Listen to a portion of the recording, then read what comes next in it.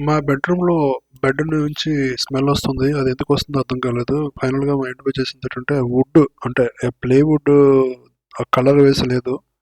ఆ ప్లేవుడ్ వల్ల ఉమ్, క- బాగా స్మెల్ వస్తుంది, డస్ట్ స్మెల్ వస్తుందని చెప్పి అర్థమైంది. ఆ డస్ట్ స్మెల్ ఎలా ఉందంటే ఎలర్జీ వచ్చేటట్టు, అంటే దగ్గు, వికారంగా వచ్చేటట్టు అనిపిస్తుంది. అప్పుడు అర్థమైంది అంటే కబోర్డ్స్ ఎక్కడైతే అది ఉమ్, అది డికే అవుతుంటాయి అన్నమాట. అంటే ఈ కొంత కాలం అయ్యేసరికి అవి డికే అవ్వడం మొదలెడతాయి. అందువల్ల వాటి నుంచి స్మెల్ బాగా వస్తుంది. అటువంటి సమయంలో ఏం చేయాలో మాకు అర్థం కాలేదు. అప్పుడు ఏం చేశానంటే కొన్ని యూట్యూబ్ చూడగా కొంతవరకు ఏమి అర్థమైందంటే దానికి వుడ్ పుట్టి వుడ్ పుట్టి అప్లై చేయాలని చెప్పి అర్థమైంది. దాని మీద మనకు కావాల్సిన కలర్ వేసుకోవచ్చు అని చెప్పి ఉంది.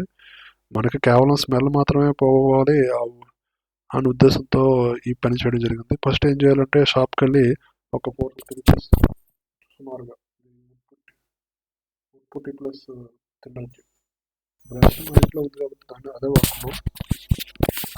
ఇప్పుడు ఉప్పుటి డైల్యూట్ చేయాలి, డైరెక్ట్గా మీరు అప్లై చేయకూడదు. అది డైల్యూషన్ ఎలాగ ఉంటుందంటే మీరు చ- కొద్దిగా తీసుకొని ఎంతవరకు తినవేసి బ్రష్ అందుతుందో ఆ విధంగా మీరు ఫస్ట్లో కొద్దిగా ఇబ్బంది పడినా మీరు తర్వాత మెల్లగా తెలుస్తుంది.